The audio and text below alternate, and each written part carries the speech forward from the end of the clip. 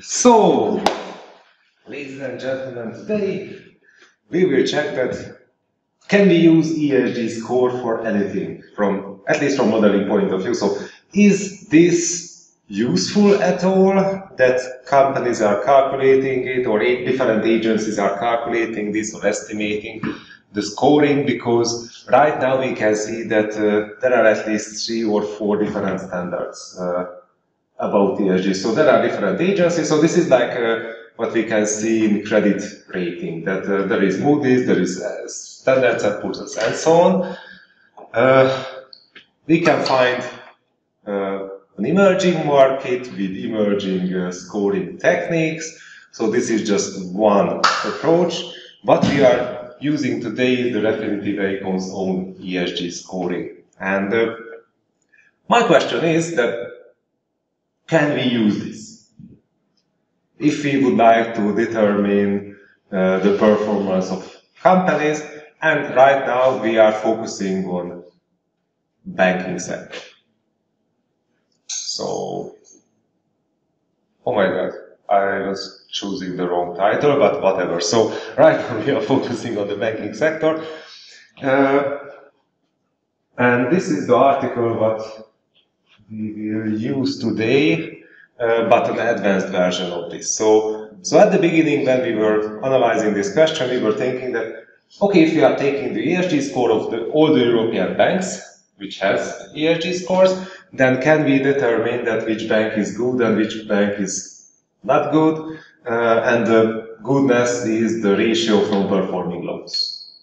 Because we were thinking that if ESG score is high, then it means higher quality at the level of management and performance and operations in the bank, which means that at the end of the day they know how to provide loans to companies and private entities. So, yeah, that was our whole hypothesis.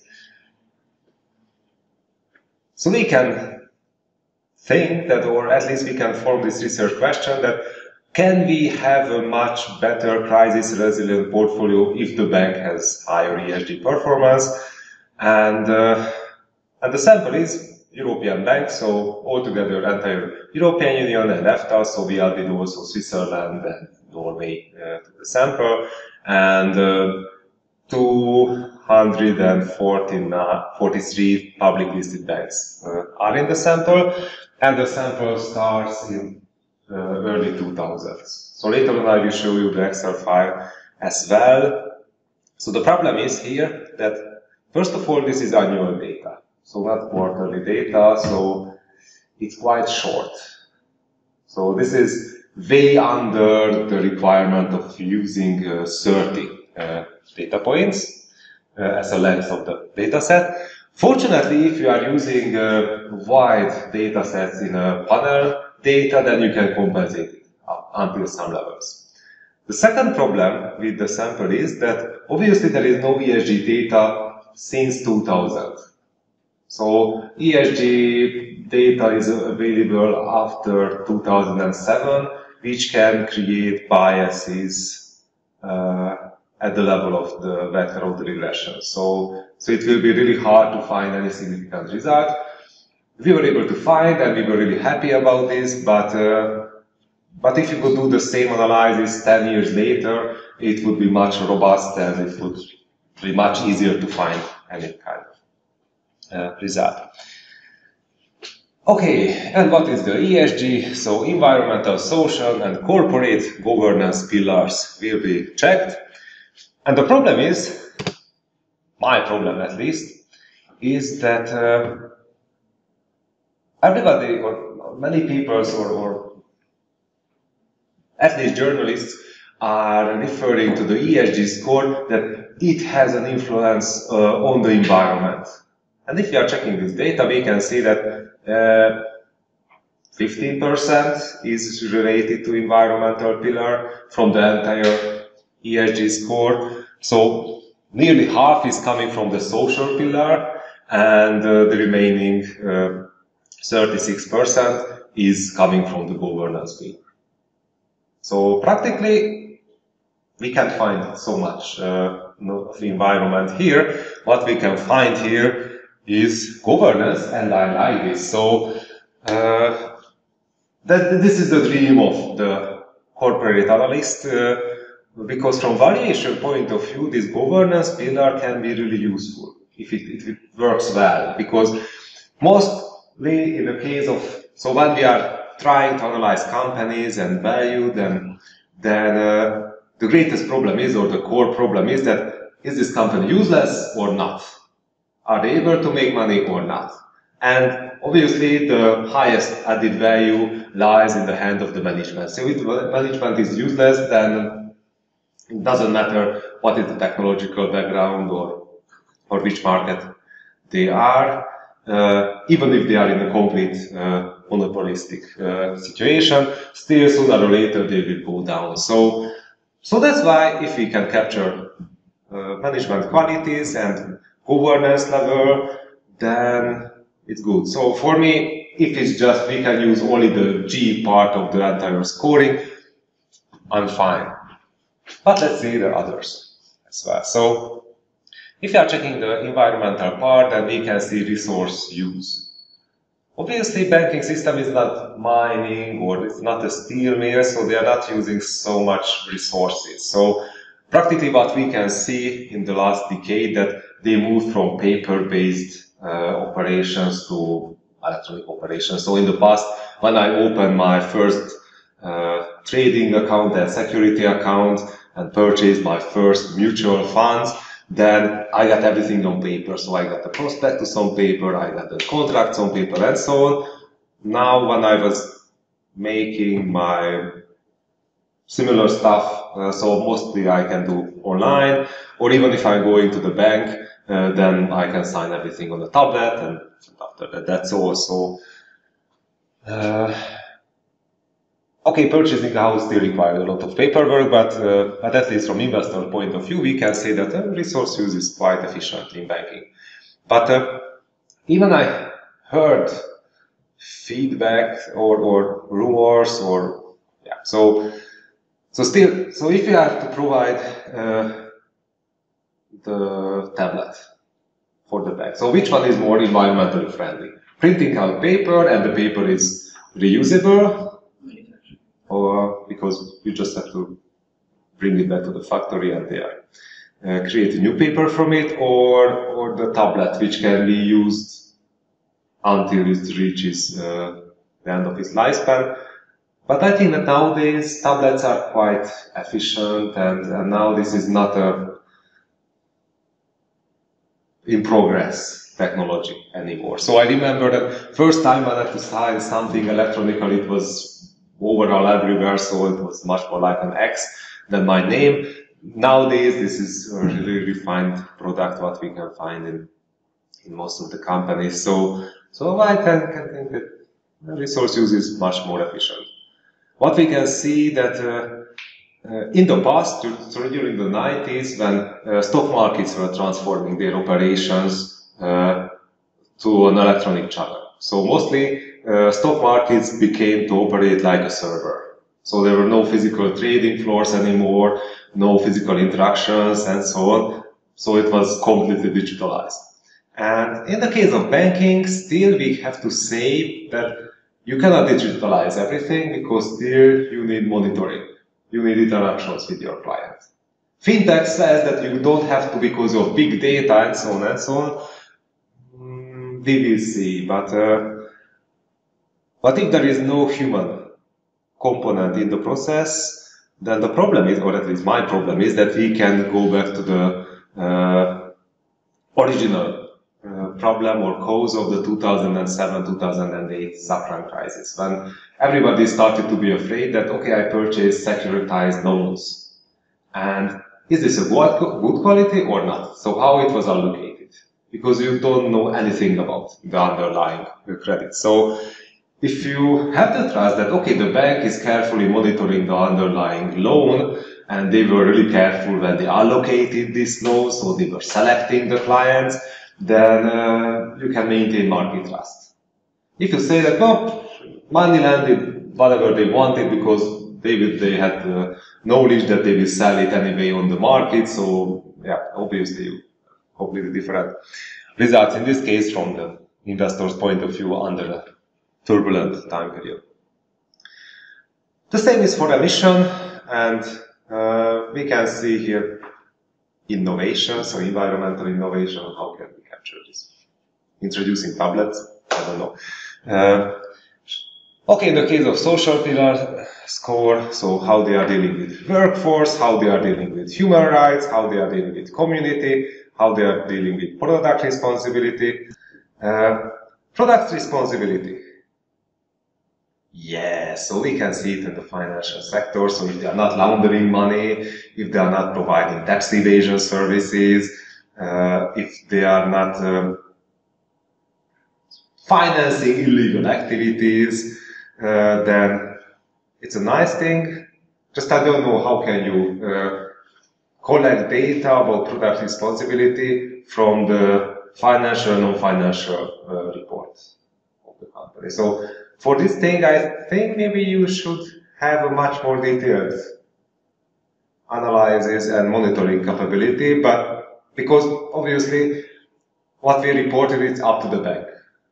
So when we were working with Edith and Zsuzsanna in the during our first collaborations, they were doing scoring manually. So we were not using ESG at all. They were checking from sentence to sentence all the reports, non-financial reports of Hungarian and Czech public listed companies. And in their case, there were really well-defined lists what to look for. And you had to look for context in the text. So now it will be much more sophisticated because from this year on, public listed enterprises and also I think private enterprises as well must submit their annual reports in a way that you can process it with computers. So now we have the territory of doing or using much more neural networks than before. So in this case, I remember that there were some scoring on this field as well, that what is happening with product responsibility, but again, so it's a bank. What you can see there, that on the asset side, they have some loans, but you have no idea what is that, because obviously it will be considered as business secret or confidential because of the clients. And governance social pillar score. So I remember when CSR was the big thing. So when we had to sit in the head of the institute head's room with Esther Megyeri, whose topic was CSR as a PhD student, and at that time I was able to hear so many things about CSR, and now we can see that this is just one component inside the ESG score. So it's really funny to see.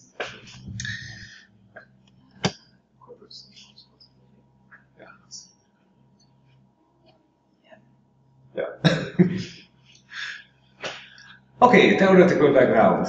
So, luckily, when we were processing the literature, it was not my job, but my co-authors, and I was asking them that, okay, at the end of the day, because I was responsible for the modeling part, I would like to have a well-defined set of variables. So, what is really important for me to understand that which variables were used in the literature before. So if there were any analyses about the non-performing ratio of the banks, then which variables did they use? And also, I was also curious that, okay, if they were analyzing profitability, then ROE and PPRE was used, but does it have a positive or negative influence on the performing loan ratios? Because in this case, at the end of the day, this is how I can decide that my results are novel or not. So, or can I fit to the existing models? Because what I'm looking for is the management, so the ESG part. So the best case scenario for me is when all the other variables are meeting the requirements or the usual findings of the literature, so there is nothing new. Just in the case of the ESG, we can find new stuff. And And before of that, it was really interesting that nobody used ESG for this purpose. So what we can find, at least at that time in the literature, was only that they were analyzing that what defines ESG. So if we are putting ESG on the left side of the equation, then which other factors are defining the level of ESG. But backwards, this is quite rare. I don't know why, because this should be, or supposed to be, the objective of the entire ESG score, that we can use it for corporate evaluation or other performance purposes. And in the case of the banking system, these are the most obvious variables. So first of all, profitability. So ROE is necessary because we know that the banks are highly relying on the shock absorbent capacity of their equity. So if the equity is big enough, then practically we can say that the bank is robust, but also they should create some profit also, because otherwise it will be really hard to tell the investors that, oh, we need equity from your packet money, but we are not giving you profit at all. So that's why the ROE still must be balanced. So, and also how the market recognizes this need for capital. So that's why the P very was also used. Other thing, the entire banking system depends highly on economics of scale. So if you want to make profit, then you have to be big. So you have to increase your balance sheet as much as possible, because this is how you can increase your lending and asset size and the entire portfolio on the asset side. And also we know that if you are big as a bank, then there can be the moral hazard of too big to fail. Because obviously you can say that, well, let's provide loans to the clients. Doesn't matter that they are paying it back or not, because we will be bailed out. Maybe the bailout will happen after a decade. At this point, we will be leaving this bank. So for me as a manager, it doesn't matter that they are going down sooner or later, or it's not sustainable, because it doesn't matter. We get the commission, we get the share package, options, and so on. And we can leave. Also, balance sheet structure, what is matter? So we can see again capital adequacy, and also we can see here liquidity. So practically this is what matters from Basel point of view. So capital adequacy is relevant since Basel 2, liquidity appeared with Basel 3. So now we can see that how what is happening in the case of term of leverage in the bank. And of course we have the ESG. We start to analyze this. So at first, let's see that what is happening when we are just focusing on the entire ESG score. So before breaking out or breaking into pieces, what will happen there? And yeah, the method. So panel VAR models. Panel VAR models are really good because they can solve the problem of endogeneity. So the problem is that I have no idea what is the causal relationship between foreign exchange rates and interest rates, or the ESG is good because the interest rates are low, or the interest rates are okay. The interest rates are low because ESG is good. We can understand that. Okay, just one direction, but still there is this variable set, and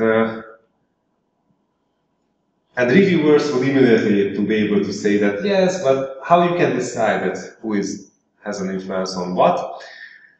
So in the case of the VAR model, at least we can define a hierarchy between the variables.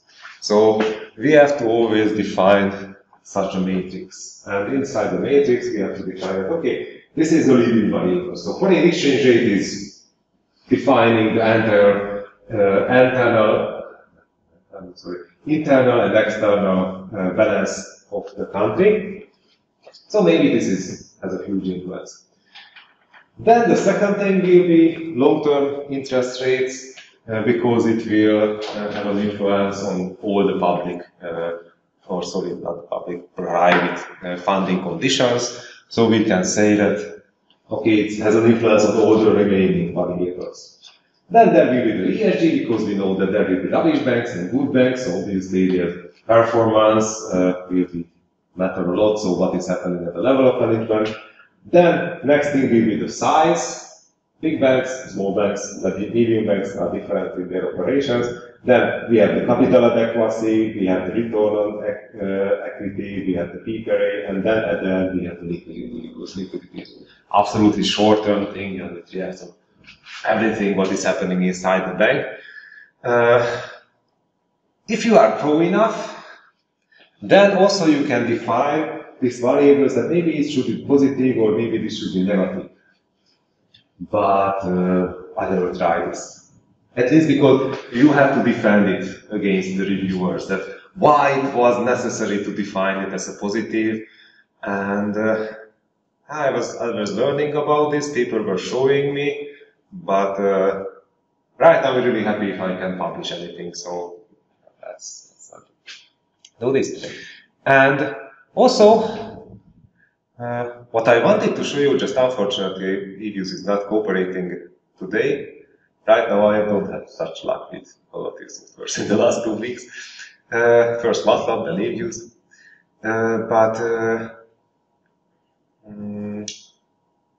So what matters a lot, that also in the case of the panel bar, we are not focusing on the traditional diagnostics.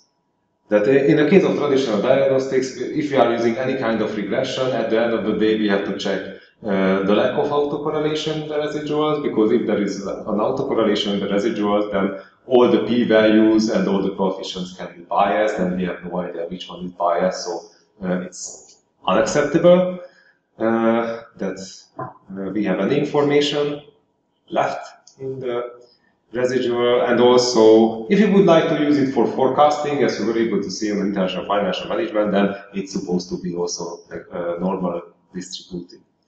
But in the case of panel bar, you are not able to do at all, because there are so many missing data, there are so many external shocks, so the residuals will be always disgusting.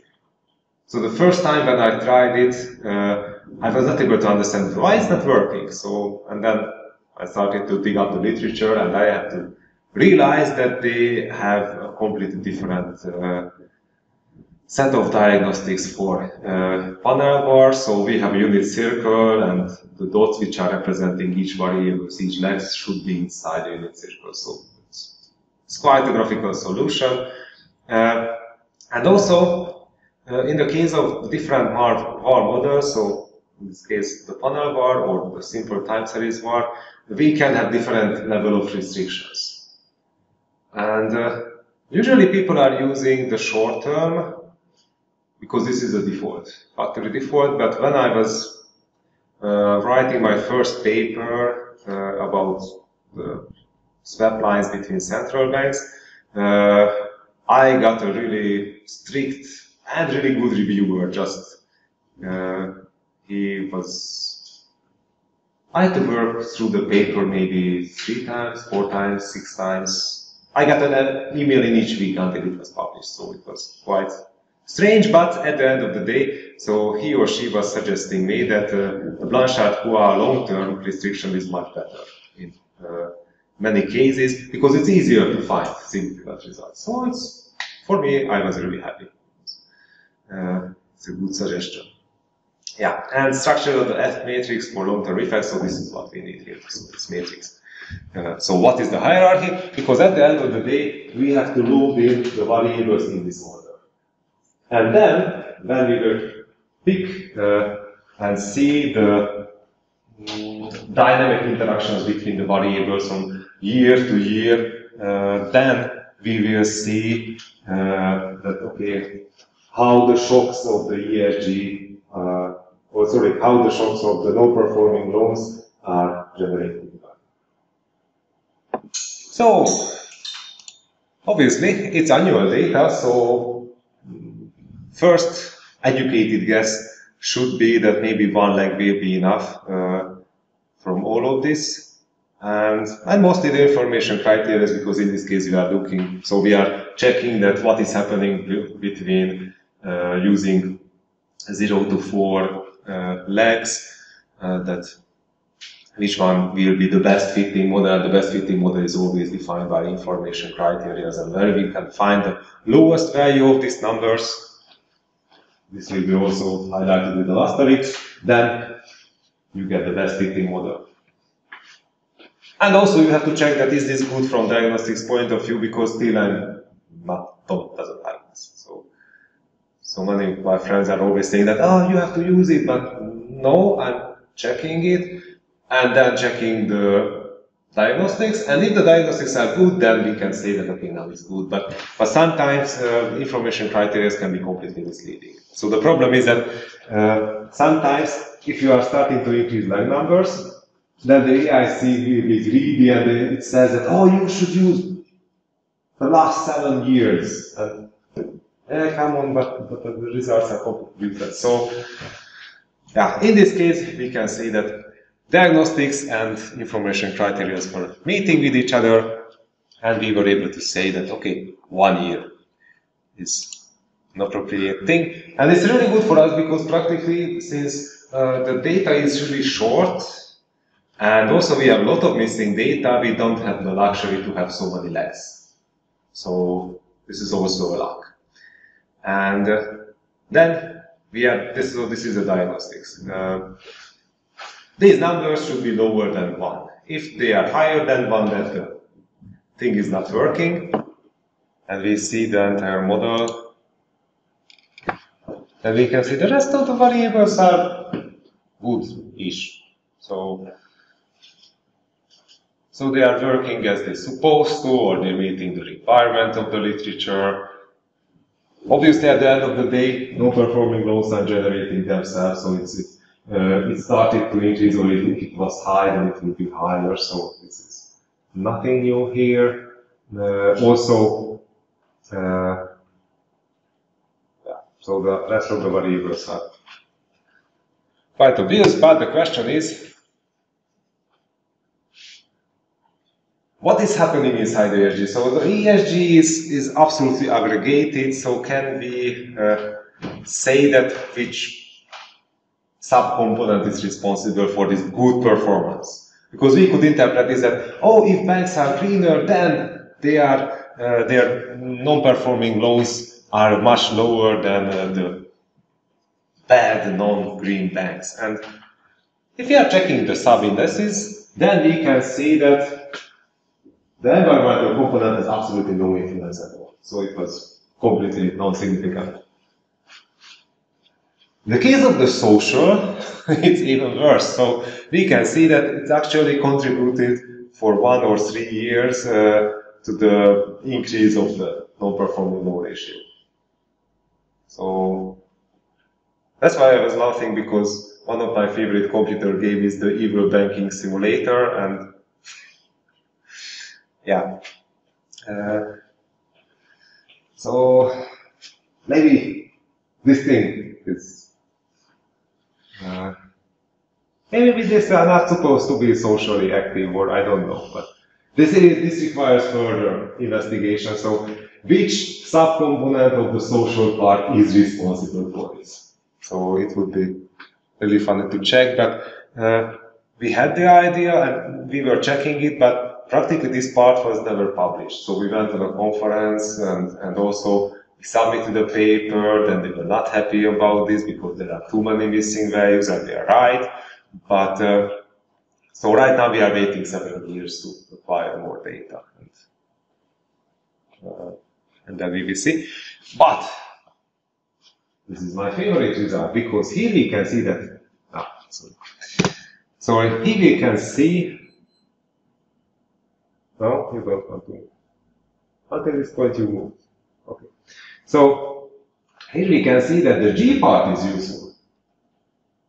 So my dream that we can define or we can separate the useless banks from the useful banks, and the management was finally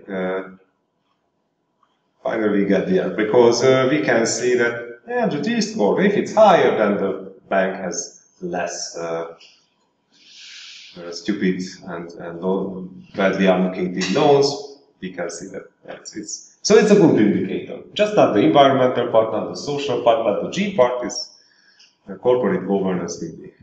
Okay, and also we can see that the model was quite robust. So all the rest of the variables, for them it doesn't matter that we are changing the different sub-indices.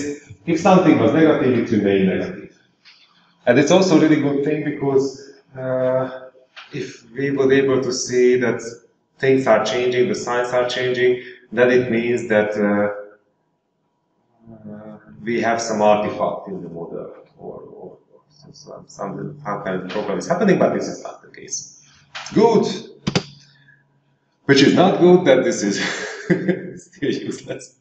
So, at least we can see that variance decomposition, at the level of variance decomposition, the G part is 5%, which is much better than the 2.2%. So this one is going somewhere. The environment does that. So this is not a mining company, this is not in the manufacturing sector, this is not making sandwiches at all. Once I remember that in 2007 I was purchasing some options linked mutual fund, and at that time I got honey. So literally when I was signing the paper, the clerk was giving me honey, and I was sitting there, but okay, I was able to see the advertisement, but I never think it was serious. But the honey was good. The investment fund also, just I still don't understand what was the point there, but okay. Marketing went way too far.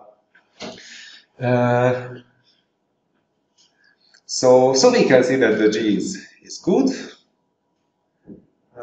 Maybe it would be, so we could find or write a provocative paper to point on the uselessness of the social programs in the banking system and how useless this thing is because it destroys the stability of financial stability practically, because NPL is a really good indicator of financial stability, so it's bad for the economy to be socially responsible.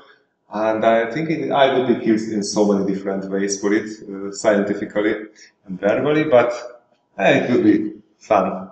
Once I will be a tenure professor, maybe I will do this. Yeah. So as a conclusion, we can see that ESG can be a good indicator, just what matters a lot that which part of the ESG is a good thing. So it's not a green indicator, practically one subcomponent was the useful, so others were just destroying the reliability. And yes, so that's all what we can see here. So maybe we can also dig up the sub-indicators, just sooner or later there will be the problem that this is an aggregated variable. So maybe some subcomponents are also missing here and there.